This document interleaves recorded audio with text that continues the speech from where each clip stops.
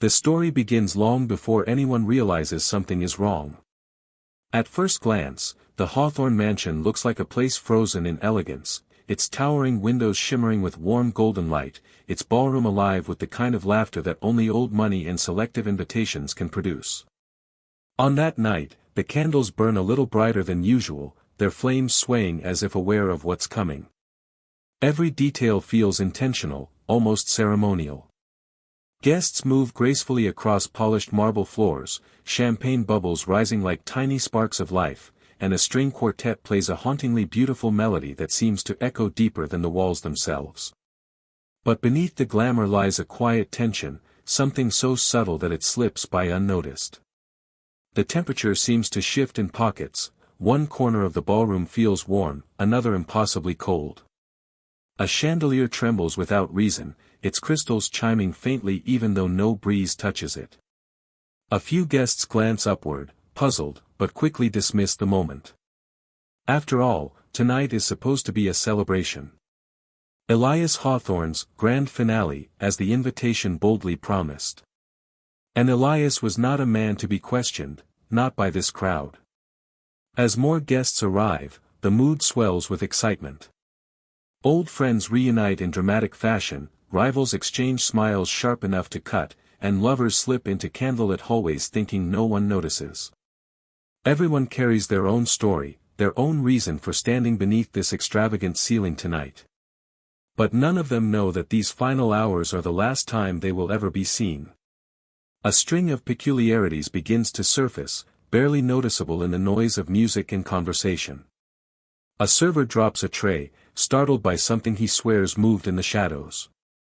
A woman pauses mid-sentence, claiming she heard someone whisper her name though no one stands near her. The mansion sighs, its old wooden bones creaking as though reacting to the presence of so many living souls. Some guests joke that the place is haunted. Others simply laugh, brushing aside their unease with another sip of champagne. Outside, the wind picks up. Thick clouds roll over the sky, blocking the moon entirely. The trees bordering the estate sway violently as if trying to pull themselves free from the earth. The storm gathers fast, too fast to be natural, but no one inside seems to notice.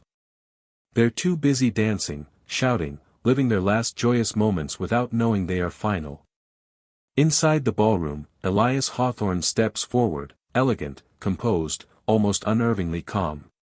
He raises a glass to his guests, offering a smile that doesn't quite reach his eyes. Tonight, he announces, we make history.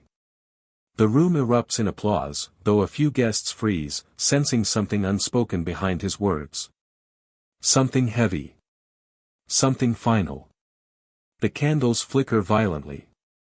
The music briefly warps, distorting as if the strings themselves scream. A chill runs through the air, sweeping across the ballroom like a silent wave. A woman at the bar feels an inexplicable dread tighten around her chest. A man near the window swears someone is standing outside in the storm, staring in. And yet, when he looks again, there is nothing, only the reflection of his own uneasy face. Then the moment passes. The party continues. But a faint sense of wrongness lingers, settling deep into the bones of the mansion. Hours later, the lights dim unexpectedly. The quartet stops playing. Conversations die mid-sentence. For a heartbeat, the world stands still. And somewhere in the mansion, a door slams shut on its own. No one screams yet. No one runs. Not until the candles begin to go out, one by one, plunging everyone into a darkness so complete it feels alive. When the storm finally clears the next morning, the mansion stands silent. The music is gone. The laughter is gone. Every glass, every plate, every chair remains exactly where it was the night before. But every guest. Gone. Vanished without a single trace. And this is where the mystery begins. Long before the night of the infamous party, Hawthorne Mansion stood as a symbol of power, prestige, and unspoken fear, an architectural marvel that towered over the quiet countryside like a great stone sentinel. From a distance, the mansion looked magnificent, sprawling wings, arched windows, and a central tower that seemed to pierce the sky itself. But locals never admired its beauty for long. They always looked away, as if staring too long invited misfortune. They whispered that the land beneath the mansion had a memory. And memories, when disturbed, often woke up angry. The story of the mansion began with Elias Hawthorne's grandfather, Reginald Hawthorne, a man obsessed with legacy and determined to carve his family name into history. Reginald purchased the land cheaply from a community desperate to flee it. They claimed the soil itself was unsettled, that strange lights appeared at night, and that livestock often went missing, found days later with no wounds but completely drained of blood. Reginald dismissed their fears as superstition, confident that money and power could tame anything. He broke ground on the mansion within the same month. Construction workers immediately complained of odd occurrences. Tools disappearing, lanterns blowing out despite no wind, foundations cracking overnight with no logical cause. One worker fell from the scaffolding after claiming he felt hands push him. Another abandoned the site at dawn, screaming that he saw people inside the unfinished walls, faces pressed against the stone, silently watching him. Reginald silenced the rumors with bonuses and threats, but even he couldn't ignore the mounting tragedies. 7 workers died before the mansion was finished, each death stranger than the last. The newspapers called it a cursed build, but Reginald called it an investment. When the mansion was finally completed, it was more than a home. It was a fortress. A labyrinth. A monument to something unnamed.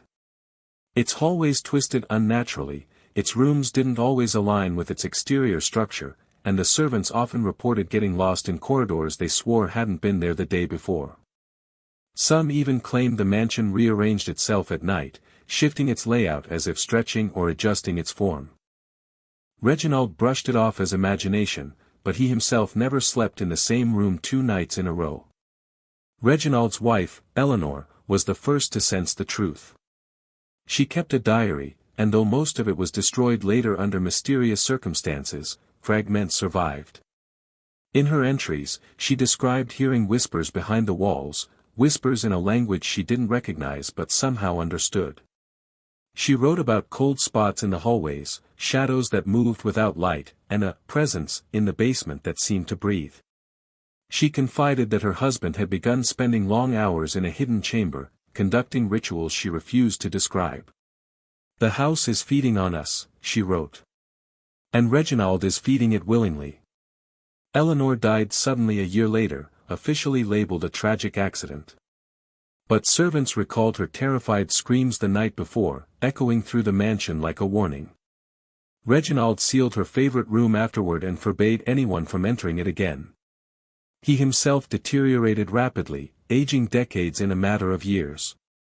When he finally passed away, his body was found in that same sealed room, though no one could explain how he got inside. The property then passed to Elias's father, Christopher Hawthorne, a man far more pragmatic than his predecessors. Christopher attempted to modernize the mansion, bringing electricians and architects to fix the strange anomalies.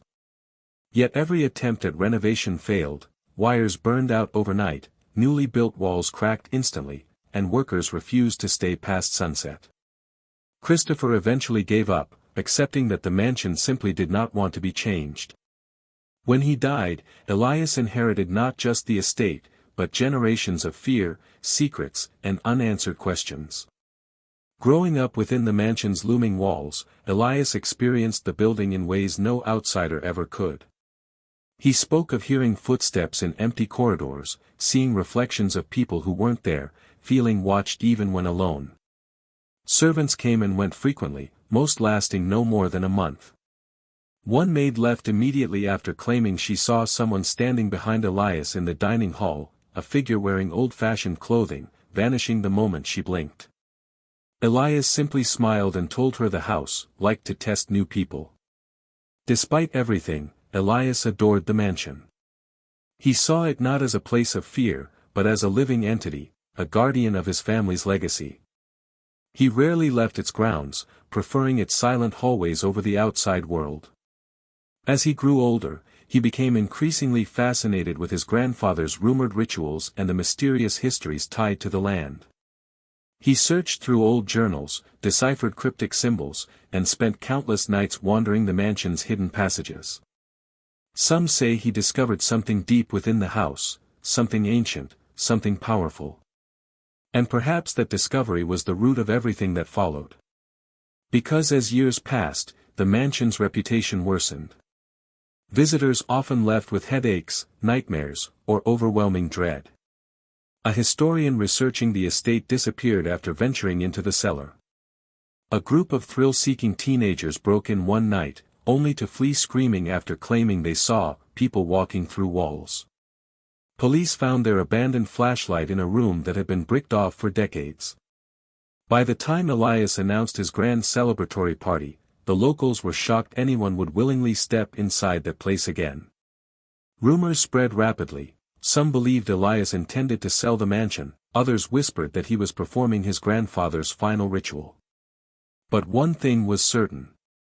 Hawthorne Mansion had been waiting. Watching. Preparing. And on the night of the party, it finally woke up. They were not ordinary guests. Each person who stepped through the towering oak doors of Hawthorne Mansion on that fateful night carried a history intertwined with ambition, betrayal, desires left unsaid, and secrets they hoped no one would ever uncover. Elias Hawthorne had handpicked them, carefully, intentionally, almost surgically. And though the invitations appeared elegantly simple, wrapped in gold-trimmed parchment and sealed with the Hawthorne crest, none of the recipients could shake the feeling that these invitations carried weight. As if saying no wasn't an option. The party list was exclusive, whispered about in elite circles.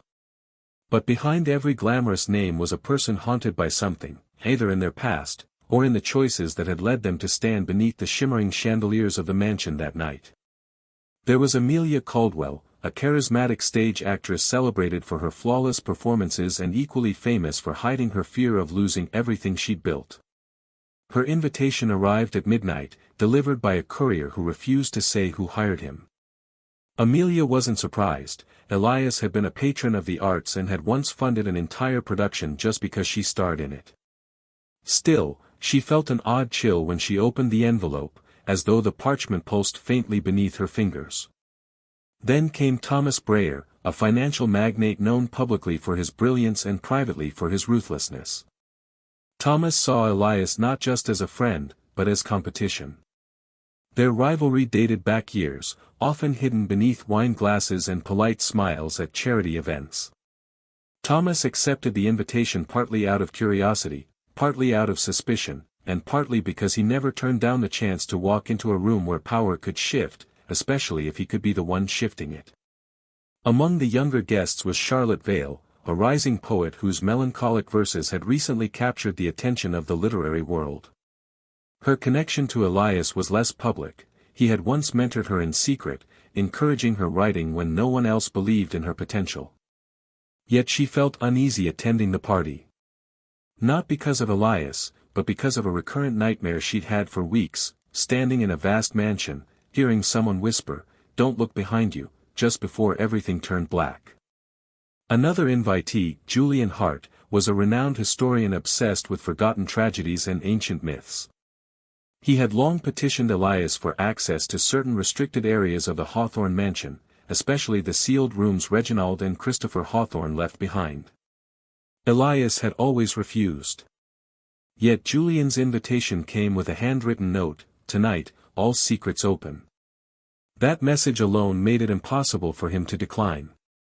The guest list also included Oliver Grant, an aging musician whose popularity had dimmed over the years. He saw the party as an opportunity to reconnect with old allies and perhaps secure one final collaboration before retirement. What he did not say was that Elias had once saved him from financial ruin. Oliver believed attending the celebration was a debt he owed, a chance to repay a kindness no one else knew about. There was also Marina Whitlock, a journalist known for exposing corruption in high-profile circles. Her presence was the most surprising. Elias Hawthorne hated media interference. But Elias had personally invited her after reading her exposé on historical cover-ups. Marina felt conflicted. Her instincts screamed that the Hawthorne mansion held a story darker than anything she had ever uncovered. But stories this big are the kind that define careers, or end them. And finally, there was Vincent Ledger, the enigmatic painter whose works depicted distorted faces and shadowed places that looked disturbingly like parts of the mansion. Vincent rarely spoke about his art.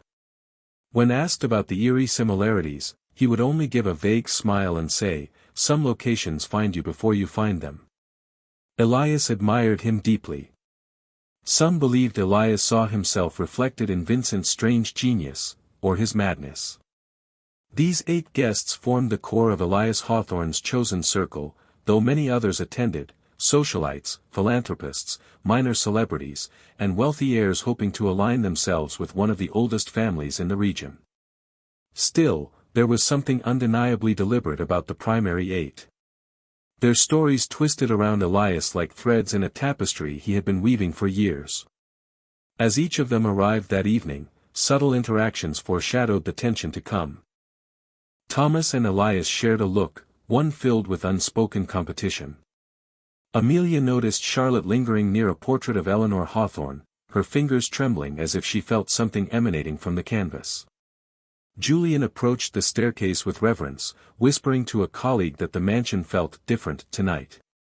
Marina questioned the servants, asking if any unusual preparations had been made. The staff avoided her gaze. Vincent, upon entering the ballroom, froze completely. His eyes widened. For a moment, he seemed terrified, not of the guests, not of Elias, but of the mansion itself. As though he recognized it from more than dreams or imagination. As though it had been waiting for him. Despite these strange moments, the guests attempted to enjoy the evening. Laughter rose. Champagne flowed. They danced, they mingled, they toasted to Elias's health and the future ahead. They didn't yet realize each of them was connected not only to Elias but to the mansion's deeper story. Some were descendants of those who had worked on its cursed construction. Others had unknowingly crossed paths with the Hawthorne family's secrets long before receiving their invitation. A few were selected for talents Elias believed would be useful for his final experiment. Throughout the night, Elias watched his guests closely. Not with affection, but with the fascination of a man who had set something in motion and was now observing the pieces shift into place. Every smile he offered felt calculated. Every gesture was purposeful. He moved through the ballroom like a conductor, ensuring each note played exactly when it was meant to. The guests thought they had come for a celebration. But Elias had chosen them for something far more significant, something that had been building for decades. In truth, they weren't just attendees. They were participants. And soon, they would become the missing pieces of a story the mansion had been longing to complete. To understand the night of the disappearances, one must first understand Elias Hawthorne, not the man the world believed him to be, but the man the mansion shaped. Elias had always been difficult to read. He carried the aura of someone who belonged to another era, someone who moved through the world with an unsettling calm, as if nothing could surprise him, and nothing could frighten him. His eyes held a depth that made people uncomfortable, a quiet intensity suggesting he knew things he shouldn't. To some, he was brilliant. To others, he was dangerous. But to everyone, he was unforgettable. From childhood, Elias displayed an intellect far beyond his peers. Tutors came and went, unable to satisfy his questions or keep up with his curiosity. He absorbed knowledge obsessively: architecture, history, philosophy, metaphysics, and folklore. Servants whispered that he wandered the mansion late at night, exploring rooms that had been locked for generations. Sometimes they caught glimpses of him in the moonlit corridors, barefoot, muttering to himself as he traced patterns on the walls with trembling fingers. "The house speaks," he once told a frightened maid. "But only when you know how to listen." He grew up surrounded by tragedy. His mother died mysteriously when he was only 10. His father retreated into isolation shortly after, consumed by paranoia and strange obsessions. Elias spent most of his adolescence alone, wandering the mansion's labyrinth and halls, reading old journals, and discovering hidden spaces built by Reginald Hawthorne. Some said he found the secret chamber Reginald used for his rituals. Others claimed the chamber found him. What is certain is that Elias changed after that discovery. He became more withdrawn, less fascinated with the outside world and more obsessed with the house's history, especially the parts that historians dismissed as myth. He believed the mansion was designed with a purpose, a grand pattern built into its foundations that aligned with ancient symbols. The idea consumed him. He filled notebooks with sketches of the house's layout, comparing it to constellations, runic circles, and ceremonial diagrams. His handwriting grew more frantic with each passing year. Despite his strange interests, Elias thrived socially. As an adult, he was charming, unpredictable, magnetic, able to command attention effortlessly. He held extravagant gatherings, funded artistic projects, and donated to charities. His wealth and influence made him a figure of fascination in elite circles. But everyone who knew him sensed something simmering beneath the surface. A hidden tension. A purpose. Several close associates recalled moments when Elias drifted into unsettling introspection. During a gala, he once paused mid-conversation, staring at a wall as though he heard someone calling his name from inside it. Another time, while visiting a friend's estate, he abruptly left the dinner table, murmuring, "It's too quiet. The house doesn't understand me here." When asked to explain, he simply smiled and said nothing more. His assistant, Daniel Mercer, was the only person who saw the full extent of Elias's deterioration and transformation. Daniel noticed how Elias's sleepless nights increased, how he refused to leave the mansion grounds, how he spent hours locked in the tower room that once belonged to Reginald.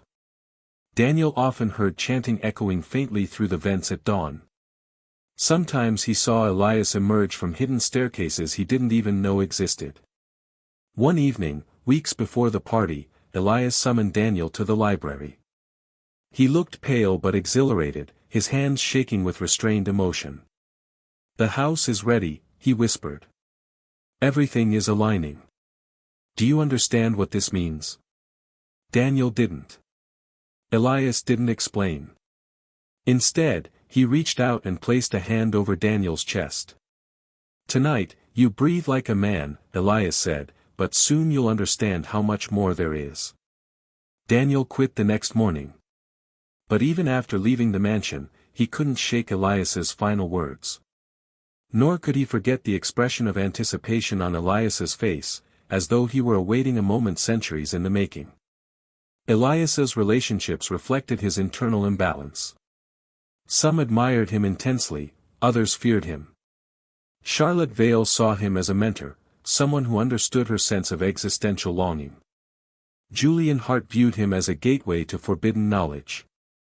Amelia Caldwell believed he was lonely beneath the facade. Thomas Breyer, however, sensed a rival, a man too brilliant and too composed to be trusted. Their rivalry had escalated subtly over the years, masked by toasts and smiles but fueled by deep-rooted envy. Elias, of course, saw all of them differently. To him, each of these individuals played a role in the tapestry he was weaving. Each possessed something he believed the mansion needed: creativity, ambition, intuition, sacrifice, knowledge. The final party was not simply a celebration. It was the culmination of everything Elias had studied, discovered, and prepared for. The most chilling moment came 3 days before the event, when Elias called a private meeting with the household staff. He instructed them to prepare the mansion meticulously, every candle placed precisely, every door left unlocked except one, every hallway lit in a specific pattern.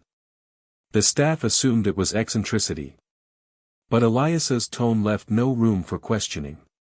"Perfection matters," he told them. "The house recognizes alignment." That night, he walked alone through the mansion, stopping in each room as if greeting something unseen. In the grand ballroom, he spoke softly into the empty space, "It's almost time. They will all be here soon. They will help complete the circle." No one heard the mansion's response, but Elias seemed satisfied. The last person to speak with him before the celebration was a groundskeeper who found Elias standing outside during a heavy fog. Elias appeared calm, almost peaceful, staring up at the mansion as though admiring a lifelong masterpiece. "Is everything all right, Mr. Hawthorne?" the groundskeeper asked cautiously. Elias smiled, not kindly, but knowingly. "After tomorrow," he said, "none of us will ever be the same." The groundskeeper later admitted he felt an instinctive fear at those words. Something in Elias's voice carried weight, not a threat, but a prophecy. One that seemed impossible, until the morning the guests vanished. What no one realized then was that the party was never meant to entertain. It was meant to complete something Elias believed his ancestors started, a ritual of legacy, transformation, or sacrifice. Something he thought he could control. He was wrong. And the mansion had been waiting for him to learn that. The day of the party began with an unsettling stillness that blanketed the Hawthorne estate like a warning no one could hear. Dawn broke slowly, weak sunlight struggling to pierce the thick haze that hovered above the mansion grounds. The servants were the first to sense something was off. As they moved through the halls preparing for the evening's event, they noticed the air felt heavier than usual, carrying a faint metallic scent that clung to their clothes. Even the light seemed wrong, dimmer, as though the house absorbed more of it than it should. Early that morning, Elias handed the staff a set of instructions so precise they bordered on obsessive. Every candle must be arranged according to a diagram he'd drawn by hand. Every curtain tied at a specific height. Every door either fully open or fully closed based on a numbered system he insisted must not be altered. No servant could understand the logic behind these instructions, but Elias's unwavering seriousness compelled them to obey. One footman later confessed that when he accidentally placed a candelabrum 1 inch off from where Elias wanted it, Elias materialized behind him, gently corrected it, and said softly, "If even one piece is out of place, the night unfolds wrong." The footman could not explain why Elias's tone made his stomach twist with dread. By midday, deliveries began arriving, heavy wooden crates marked with no labels, sealed tightly, and handled by couriers who refused to step inside the mansion. The servants struggled to carry them to the designated rooms, and several swore they heard shifting inside the crates, as if something moved within. When one asked Elias what was inside them, he responded with a calm smile, "History." He offered no explanation. Meanwhile, the mansion itself behaved strangely. Doors that were previously unlocked suddenly jammed. Windows rattled even though the air outside was still. Several portraits tilted slightly, though no one had touched them. In the west hallway, a housemaid dropped a stack of linens when she heard what she described as a chorus of voices humming inside the walls. The hum lasted only seconds, disappearing just as quickly, leaving behind an echo of fear she could not shake. As the afternoon progressed, dark clouds gathered overhead, thicker and faster than any normal storm could produce.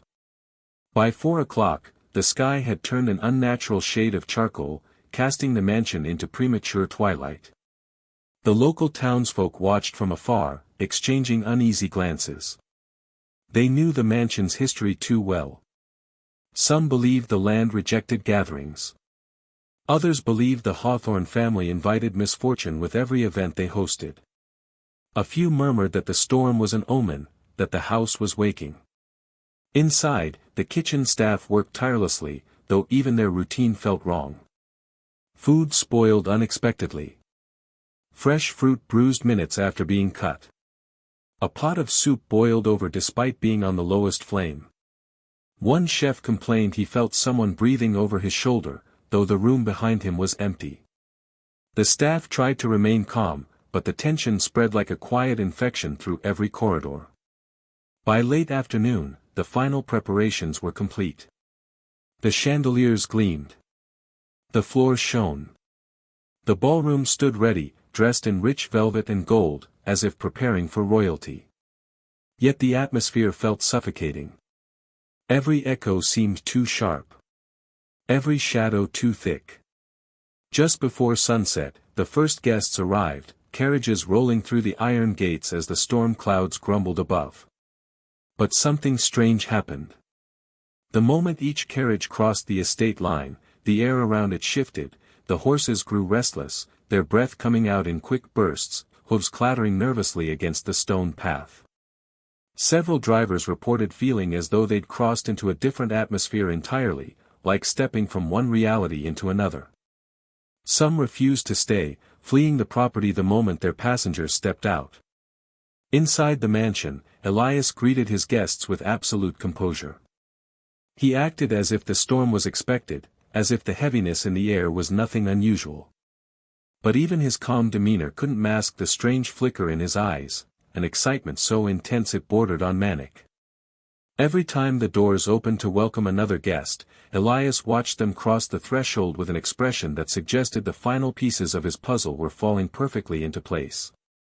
As the storm worsened, the guests gathered in the grand foyer, admiring the architecture, unaware that the mansion subtly shifted around them. Hallways seemed longer. The air felt colder. The floor occasionally vibrated beneath their feet, though no thunder had struck. A few guests whispered among themselves, noting odd details, a draft coming from a wall with no vents, a chandelier that swayed despite the air being still, a faint echo of footsteps that didn't match anyone's movement. The moment everyone expected to be brief, the arrival period, felt stretched unnaturally, as though time itself had thickened. Even the clocks behaved strangely. Several were found ticking irregularly, others had stopped entirely. Julian Hart fixated on this, muttering under his breath about temporal inconsistencies. Charlotte Vale found herself repeatedly glancing over her shoulder, convinced someone was following her through the foyer. Then came the moment no one noticed until it was too late. A servant quietly slipped the massive front doors shut. Not slammed, just gently, deliberately closed. The sound echoed faintly through the mansion, blending seamlessly with the murmurs of conversation and distant thunder. Elias glanced back at the doors, his expression briefly transforming, pleasure, satisfaction, completion. Because once those doors closed, something changed inside the mansion. The air tightened. The lights dimmed. A subtle vibration rolled through the walls, like a creature stretching after a long sleep. The guests remained unaware. They continued laughing, drinking, adjusting their coats and gowns. But the mansion knew. Elias knew. And somewhere deep beneath the floorboards, something else knew too. The doors were closed. No one would open them again. The moment the last guest stepped into the ballroom, the mansion seemed to breathe in, slowly, deeply, as though the house itself recognized the completion of something long awaited. Music filled the air, soft at first, then rising into a strangely hypnotic rhythm that made conversations pause. The chandeliers glowed brighter, casting fractured golden light across the swirling patterns of the polished floor. Everything felt enchanting, yet quietly wrong, as if the celebration was layered over an unseen structure designed for something far darker. The theme of the night, as announced in Elias's invitation, was Masquerade Reborn, a nod to ancient festivities where masks were said to free the spirit and reveal the truth. A dozen masked performers drifted into the room with eerie grace, their movements fluid, synchronized, almost too perfect. Their faces were hidden behind ornate masks with elongated features that resembled neither animals nor humans but something in between. They danced around the guests, weaving among them like spirits, whispering lines from old poems whose meanings were lost to time. Amelia Caldwell, ever observant, felt unease curling in her stomach. She couldn't shake the impression that she'd seen the dancers' movement somewhere before, on stage, during a play about a ritual sacrifice. She approached Vincent Ledger, who stood fixated on one of the masked performers. His expression was unreadable, but his voice trembled slightly when he whispered, "These aren't performers. This choreography is impossible to teach." Amelia didn't understand what he meant until one dancer glided backward across the floor without bending her knees. Across the room, Thomas Breyer sipped his drink with practiced indifference as he studied Elias from afar. Thomas believed power expressed itself through control, and Elias appeared too controlled, too calm. Something about the way Elias watched the guests unsettled him, not with malice, but with the satisfaction of a man witnessing a plan unfolding flawlessly. Thomas found himself wondering whether he had underestimated Elias all these years. Julian Hart, meanwhile, found himself utterly enthralled. The symbols on the guests' masks, the circular arrangement of tables, the unnaturally symmetrical alignment of the ballroom decor, all of it screamed ritualistic design. He drifted from place to place like a detective, comparing details, muttering theories under his breath. When he traced his fingers along the carved molding of the ballroom wall, he froze. The pattern looked familiar, a sigil he had once seen in a forbidden manuscript rumored to be part of Reginald Hawthorne's occult collection. But here it was not drawn, it was built into the architecture. Charlotte Vale, usually quiet and introspective, felt overwhelmed by the energy of the room. The music vibrated in her bones. She heard faint voices beneath the melody, gentle whispers calling her name. She spun around, expecting to find someone behind her, but saw nothing. Her breath hitched. She tried to calm herself, assuming it was stress, but the whispers grew louder, almost pleading. She moved toward the doors, suddenly desperate for air. But when she reached for the handle, her fingers closed around metal cold as ice. The door wouldn't budge. She tried again. Nothing. Her heart pounded, and she stepped back, searching the room for Elias. When she found him, he was watching her directly, his face expressionless. Marina Whitlock conducted her own investigation. She noticed small details others missed, lights flickering only when specific performers passed beneath them, a draft emerging from behind a solid wall, and the way the guests seemed unconsciously drifting toward the center of the ballroom as if guided by an invisible force. She approached a masked performer, hoping to ask questions, but as she neared, the performer turned abruptly and whispered a phrase so quietly Marina barely caught it, "Not yet." Then the performer melted back into the crowd with unsettling fluidity. Something was terribly wrong. As the evening progressed, the celebration shifted from festive to surreal. The music became more distorted, bending notes into harmonic structures that made guests feel dizzy. The candles flickered erratically, casting shadows that stretched far too long across the walls, elongating like reaching arms. A cold draft swept through the ballroom even though every window was sealed. Guests tried to ignore these unnatural sensations, convincing themselves it was merely the dramatic flair Elias was known for. At one point, Elias took center stage. He tapped his glass lightly, producing a sound that echoed far louder than it should have. "Tonight," he announced, "we honor history, and rewrite it." His words rippled through the room like a spell. Some guests laughed nervously. Others glanced at one another, confused. But Elias continued effortlessly, his voice rising with practiced theatricality. He spoke of family legacy, cycles of renewal, and the importance of embracing both light and darkness. As he spoke, Vincent watched him with widening eyes. "He's not celebrating," Vincent whispered to Amelia, horror settling into his voice. "He's completing something." Elias extended his hand toward the performers, who responded instantly, adjusting their formation into a perfect circle around him. They moved in seamless unity. Human bodies shouldn't move that way. Their arms created a shape, curved, symmetrical, ancient. Julian's breath caught. The sigil. The same one he had traced on the ballroom wall. Suddenly, the music stopped. Not gradually, abruptly, like a blade slicing through a rope. The silence that followed was suffocating. Even the storm outside seemed to pause. Then someone screamed. At first, no one could tell where the scream came from. The sound ricocheted through the ballroom as though the walls themselves were crying out. Chaos erupted. The guests backed away, colliding with one another, knocking over glasses and chairs. The performers stood perfectly still, their masks turning slowly toward the center of the room.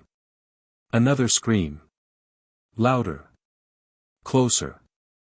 Charlotte clutched her head, insisting the whispers had turned into voices shouting her name. Marina tried to force the doors open, but they wouldn't budge, not even an inch. Thomas grabbed Elias by the arm, demanding to know what was happening, but Elias merely smiled and whispered, "Let it begin." The chandelier above flickered violently before going black.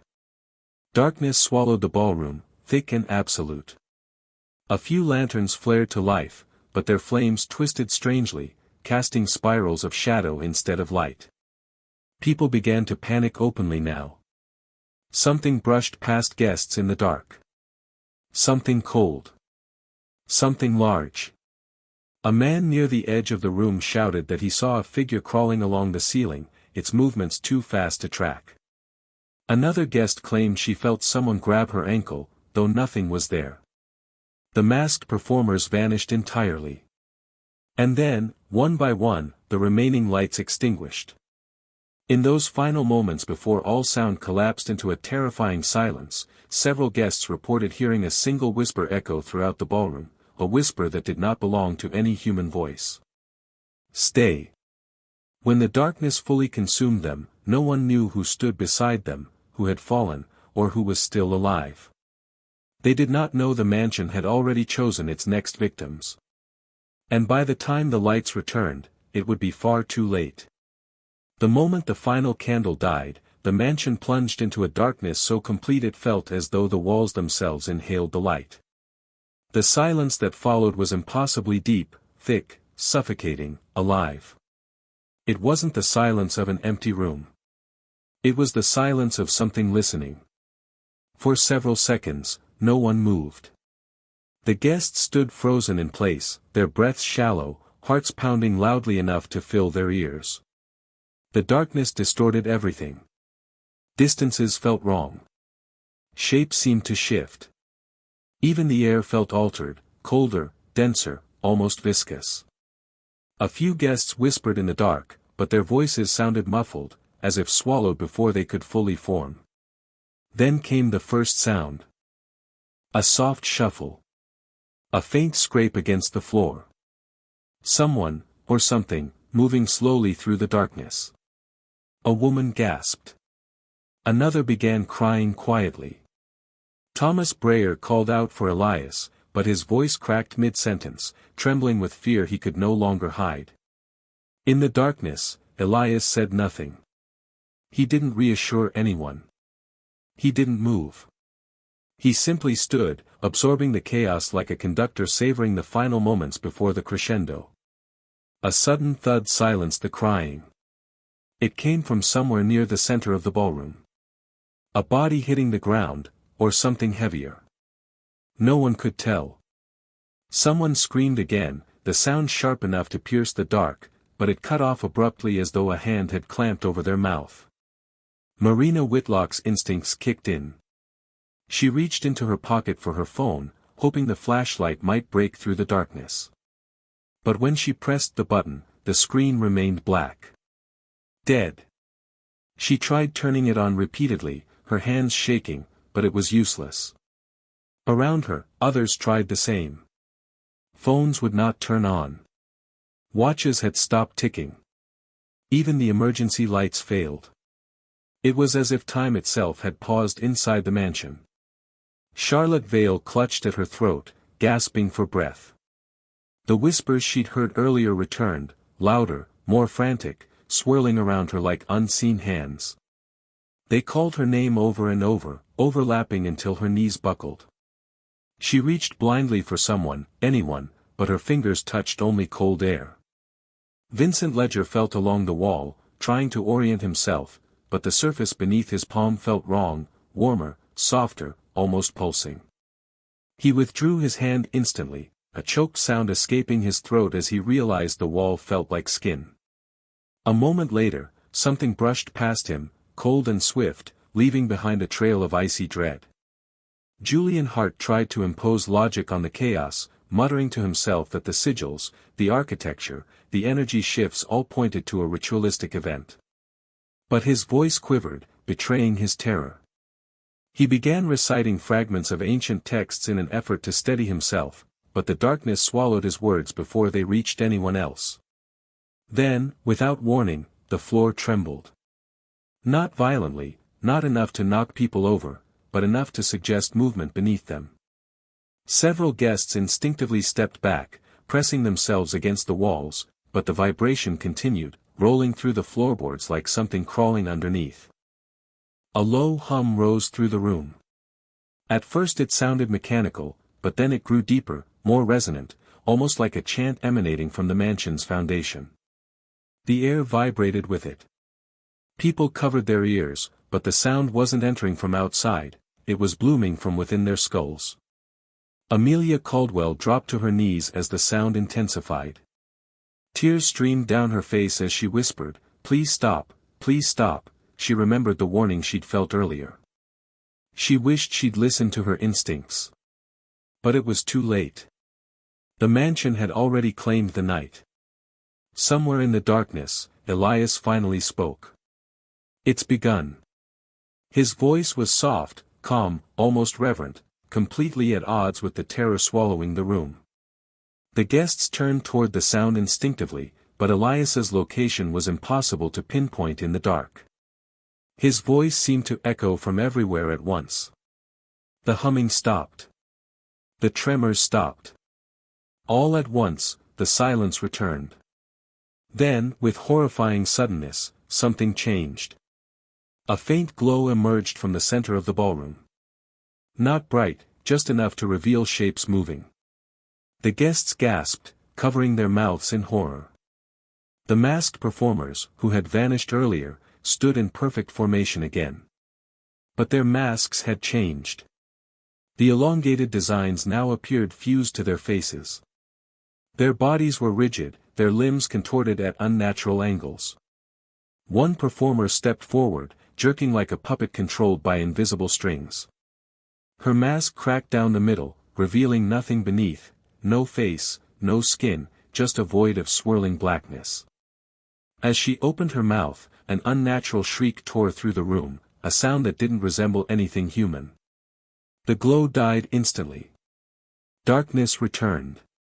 Panic erupted. People collided, shoved, screamed, clawed at one another in desperate attempts to escape. But there was nowhere to go. The doors wouldn't open. The windows were welded shut by forces no human hand could counter. The mansion had sealed itself completely. One by one, the screams began to vanish. Not all at once, but gradually, replaced by choked gasps, muffled cries, and then, nothing. It was as though each voice was being plucked from existence. Someone grabbed Marina's wrist, but their grip loosened a second later. When she called out to them, there was no answer. Vincent Ledger felt someone collapse against him. He reached down, searching for them, but his hands touched only empty floor. No warmth. No body. As if the person had evaporated. His breath came out in short, frantic bursts. He tried to scream, but something constricted his throat. Julian Hart, trembling violently, stumbled toward the faint outline of a doorway, but the moment he touched the handle, he felt a pulse shoot up his arm, like electricity mixed with ice. He jerked back, cradling his hand, convinced he'd touched something alive.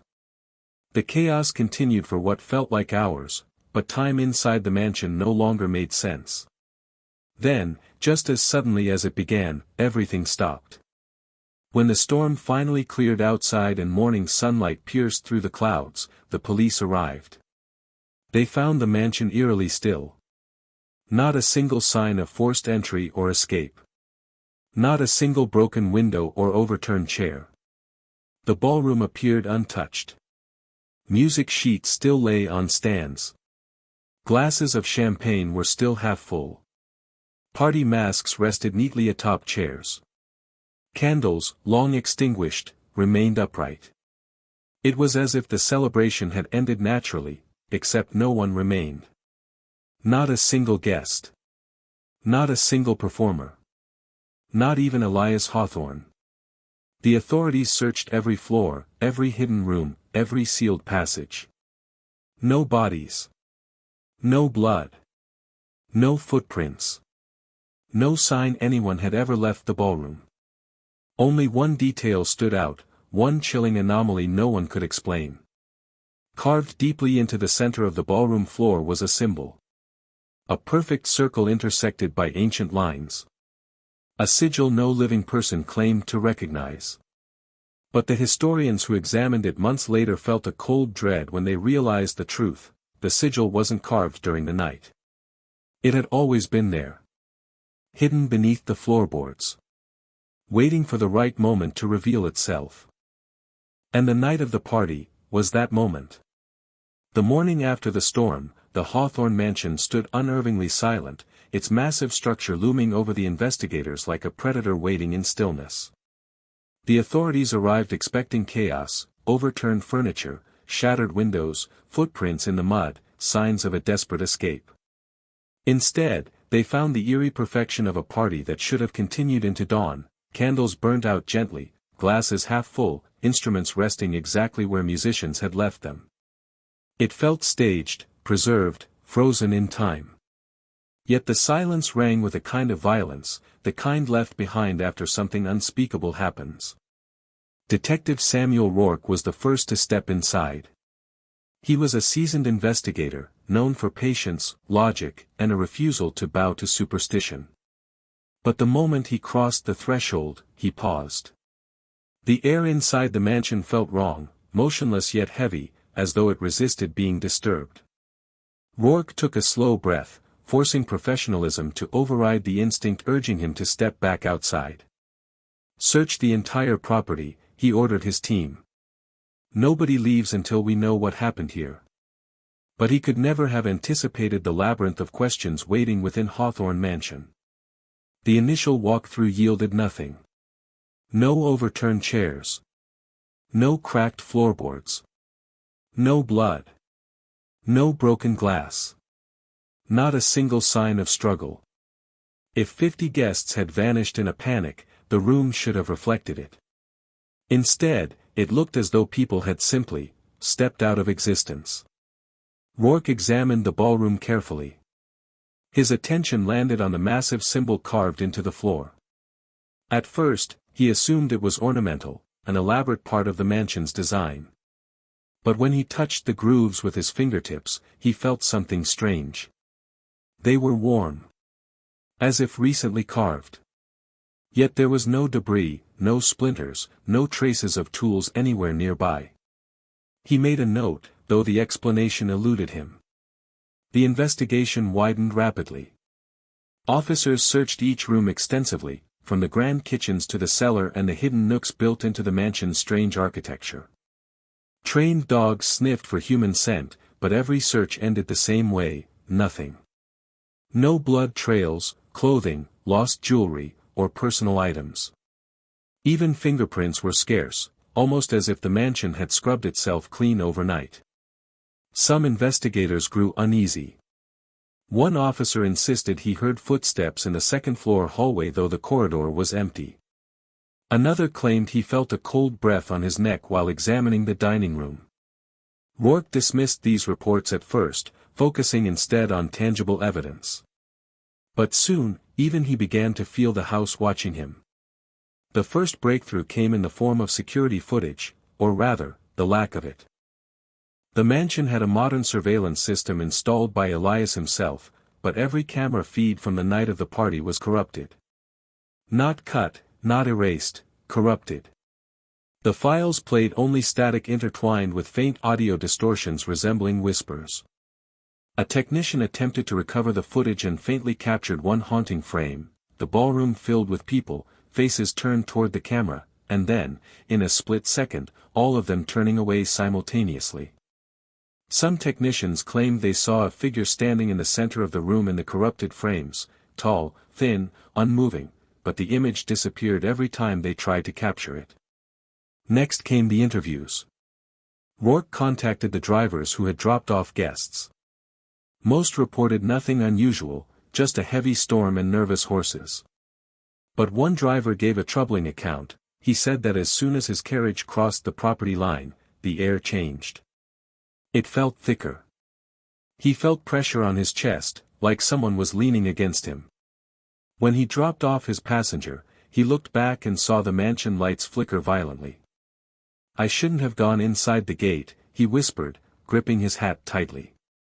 "I knew something was wrong." Neighbors were also interviewed. They confirmed hearing music during the early hours of the night, but sometime around midnight, the sound stopped abruptly. Then, a louder noise echoed through the valley, a deep, resonant vibration, something they described as the earth humming. But when police asked whether they saw anything afterward, the locals fell silent. Many refused to talk, turning away with pale faces. They feared the mansion, and they feared whatever lived inside it even more. As days turned into weeks, Rourke's frustration grew. Every angle led to a dead end. Missing persons reports piled up. Hundreds of tips flowed in, none credible. Psychics claimed visions. Conspiracy theorists flooded the case with supernatural explanations. Rourke ignored all of it, until the evidence began pushing him toward the unexplainable. For example, the clocks. Every clock in the mansion, grandfather clocks, pocket watches, even modern digital timers, had stopped at the exact same moment, 12:14 a.m. Not a second before or after. Experts tested them for electrical faults or magnetic interference, but no explanation held. Even wind-up clocks stopped. Then there were the footprints. Or rather, the absence of them. Outside the back entrance, investigators found mud but absolutely no prints, not human, not animal. It was as if the storm fell on untouched ground, yet people had clearly walked in and out earlier that night. More disturbing was what they found in the West Wing, a set of faint handprints on the inside of a locked window. They appeared smeared, as though someone had pressed both palms hard against the glass. But the window had been locked from the inside, and there was no sign anyone had been in that room. Rourke attempted to construct a timeline. Witnesses outside saw lights in the mansion up until around midnight. At 12:14, something happened that cut the power and stopped the clocks. Shortly after, the storm intensified. By morning, the mansion was silent. But what happened between those moments remained an impossible gap. Julian Hart's abandoned notebook was eventually found near the library fireplace. His notes were frantic, filled with sketches of symbols and diagrams of the mansion layout. One chilling line circled repeatedly read, "The house isn't built around the ritual is built around the house." Rourke stared at that sentence for a long time. Days later, a forensic team reported a disturbing discovery. Beneath the ballroom floor, sensors detected a hollow chamber. But the chamber appeared sealed by layers of solid stone that should not have existed in the original architectural design. Attempts to drill or scan through were inconclusive. The stone absorbed impact strangely, almost like bone. As weeks stretched into months, public pressure increased. Families demanded answers. The media speculated wildly. Some theories suggested mass poisoning, others claimed a collective psychological break, while some insisted Elias orchestrated an elaborate disappearance for unknown motives. But Rourke, who had spent more time inside the mansion than any other investigator, felt the truth was more disturbing, not something orchestrated by Elias alone, but something the mansion itself facilitated. One night, nearly 3 months into the investigation, Rourke returned to the mansion alone. He stood in the center of the ballroom, staring at the sigil carved into the floor. The air was cold, silent, expectant. Rourke whispered to himself, "Where did you go? All of you?" His voice trembled, uneven, uncharacteristic of the man known for composure. The silence swallowed his words. Then he heard it, a faint sound. A whisper. Not from the walls this time, but from below the floorboards. A soft, rhythmic sound, almost like breathing. Rourke staggered backward. The sound grew louder for a moment, then abruptly stopped, leaving the room consumed by stillness once more. He fled the mansion that night, refusing to return alone ever again. The case officially remained open. Files thickened, evidence grew colder, leads decayed into dust. But one thing became clear: the Hawthorne mansion was not simply the location of a disappearance. It was a participant. And the people who vanished that night left behind only one trace, an unending question that no detective, no historian, no scientist could answer: how do you solve a case when the house itself refuses to give anything back? In the months following the disappearances, the Hawthorne mansion became a magnet for speculation, fear, and obsession. The official investigation had stalled, and Detective Rourke, once steadfast in logic, found himself unwilling to give explanations he no longer believed. The mansion remained untouched, a brooding monolith on the hill, its windows dark, its doors sealed by police order. But rumors grew as relentlessly as weeds. And soon, theories began to sprout, some irrational, some disturbingly plausible, and some so compelling they forced even skeptics to question the boundaries of reality. The first theory to dominate public conversation was the simplest: Elias Hawthorne orchestrated a mass disappearance. According to this version, Elias manipulated his guests through psychological techniques, drugs, or cult-like persuasion. But this theory quickly faltered under scrutiny. There were no signs of struggle, no trace of movement, no footsteps leading out of the mansion. And most baffling of all, Elias himself was missing.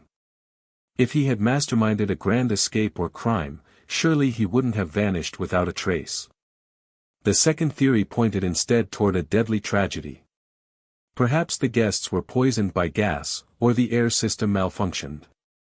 But toxicology tests on the air and surfaces revealed nothing unusual. And even if the guests had died, their bodies would have been somewhere, hidden, buried, or piled in some forgotten space. Yet scans and searches revealed nothing. Not even a microscopic trace of human decomposition. Then came the more elaborate theories, the ones Rourke dismissed at first but couldn't ignore after the evidence kept circling back to them. Julian Hart's notebook sparked the first major shift in understanding. His frantic sketches, annotations, and references to ancient rituals hinted at something more sinister lurking beneath the mansion's architectural design. Julian believed the house wasn't just built on strange land, it was built for something. Every corridor, every archway, every hidden chamber aligned with a symbol found in old texts associated with transformation rituals. Julian suspected the mansion was a vessel, an instrument meant to channel energy, intention, or sacrifice. The press ridiculed this theory at first. But when architectural historians examined Julian's diagrams, they found uncomfortable similarities between the mansion and ancient ritual structures from cultures that never should have intersected: Mesopotamian ziggurats, Celtic ceremonial rings, and obscure occult designs from medieval Europe. The alignment was too precise to be coincidence. Another theory suggested that Elias had continued the work of his grandfather, Reginald Hawthorne, who allegedly attempted to contact or harness the unseen. Newspapers published old legends about Reginald's mysterious gatherings, guests who fell ill after visiting the estate, and the sealed chamber where he performed rituals. Some even claimed Reginald believed the mansion sat on a thin place, a location where the barrier between worlds was weaker. This theory gained traction when a historian uncovered a censored document written by Christopher Hawthorne, Elias's father. In the partially recovered letter, Christopher wrote, "We believe the house to be alive. It grows stronger when filled with voices. When empty, it sleeps. When full, it feeds." The letter ended abruptly, as though Christopher had stopped writing mid-thought, or mid-scream. Then came the conspiracy theorists, who insisted the government had long known about the Hawthorne land. They argued that Elias was part of a hidden program exploring psychological or metaphysical phenomena. They pointed to the inexplicable behavior of clocks, the corrupted footage, and the strange electromagnetic readings recorded by investigators. Some claimed the basement chamber contained materials not native to the region, stone with mineral compositions found nowhere in the country. The police denied these claims, but the silence from higher authorities only fueled speculation. The most unsettling theory emerged when a team of independent researchers, fascinated by the case, managed to map out the mansion using 3D architectural software. They expected to find structural anomalies. They did not expect the layout to form a perfect sigil, identical to the one carved into the ballroom floor. The very shape of the house echoed the ritualistic pattern Julian had written about, a design believed to channel and trap energy. What terrified them most, however, was the center point of the sigil. It aligned directly with the ballroom. The room where every guest vanished. The room where silence swallowed screams. But the most chilling discovery came from a place no one expected. 6 months into the investigation, a construction crew working on a nearby property uncovered buried documents sealed inside a rusted metal container. Inside were letters written by Eleanor Hawthorne, Reginald's wife, the same woman who claimed the house whispered to her. The letters were fragile, ink faded, but legible. One line stood out: Reginald believes the house can hold souls if the circle is completed. Another letter described Reginald's final ritual attempt, the one that supposedly ended in Eleanor's death. He says the walls remember every voice. He says if the voices align, the house will open its mouth. I fear what it might swallow.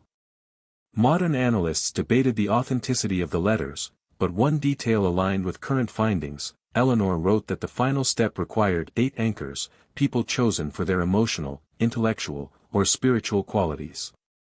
The party's core guests, Julian, Amelia, Thomas, Marina, Vincent, Charlotte, Oliver, and one unnamed individual, matched the count exactly. Meanwhile, another theory rose: quietly and disturbingly, the guests did not die, but transitioned. Disappeared into a space between worlds, a pocket reality formed by the mansion's architectural design. A few fringe physicists suggested the possibility of spatial anomalies amplified by energy, emotion, and environmental factors. Others claimed the sigil activated a dimensional shift. Rourke refused to entertain such ideas publicly. But privately, he wasn't so certain. Especially after what happened next. A year after the disappearances, a new team was granted limited access to the mansion. They reported hearing faint sounds in the ballroom, murmurs, distant laughter, clinking glasses. When they returned with recording equipment, the sounds changed. They captured something faint but unmistakable, a voice. A woman's voice. Whispering, "Help, we're still here." Experts analyzed the audio repeatedly. Some believed it was interference. Others were convinced it was genuine. But the final and most damning theory surfaced when Elias Hawthorne's private journals were discovered hidden behind a false wall in the tower room. The journals detailed years of study, rituals, architectural experiments, conversations with the house itself, dreams of a transformation. Elias believed the world was broken. He wanted to create something eternal. He claimed the mansion was the conduit. One passage read, "I will not end the ritual as my grandfather attempted. I will complete it. I will free them from time. They will never leave. They will never change. They will exist forever in the night we choose." Another read, 8 anchors. 50 vessels. 1 circle. When all align, the doorway opens. And the final entry, written the night before the party, stated, "Tomorrow, the house will have enough. Tomorrow, I join the foundation." It was unclear whether Elias was metaphorical, or terrifyingly literal. After these revelations, Rourke felt more uncertain than ever. There were too many coincidences, too many patterns. Theories bled into one another until the truth seemed to blur. But everything pointed to one conclusion: the mansion itself was not the scene of a tragedy. It was the mechanism. The ritual. The trap. The hungry mouth. And somewhere within its endless silence, layered in its walls, beneath its floors, something was still holding on to the night of the party. Something that refused to let the truth escape. As the hidden chamber finally opened, its stone walls groaning like something ancient exhaling after a century of confinement, the investigators hesitated at the threshold. Their lights flickered violently, as though the mansion resisted their intrusion. Inside, dust particles drifted lazily through the stale air, yet an unnatural warmth radiated from the center of the room. And there, on the floor, lay a single object that stopped every heart cold: a torn journal page, crisp despite its impossible age. The handwriting matched Charlotte Vale's, confirming at least one guest had reached this chamber alive. Her message, scrawled in frantic strokes, was both a warning and a confession. He didn't trap us. We stepped through. We chose the circle. We didn't understand what the house was offering. The investigators exchanged horrified looks. Had the guests entered willingly? Had Elias convinced them? Or had the mansion itself manipulated their minds, weaving illusions until choice and coercion blurred into the same path? As they read further, the writing shifted into trembling desperation. If you find this, leave. The house is not a place. It is a door. And once opened, it seeks to remain open. The final line, barely legible, chilled them deeper than anything found in the mansion before. We're not dead, but we're not alive either. We exist where the music never stops. A sudden gust extinguished their lights. Darkness swallowed the chamber. And for a split second, just before their backup lanterns flickered back on, they heard it. A faint melody. Soft. Distant. A ballroom waltz drifting from somewhere beneath the floor. When the light stabilized, the journal page was gone. And the chamber felt emptier than before. As they fled the mansion, one investigator swore the music followed them all the way to the door.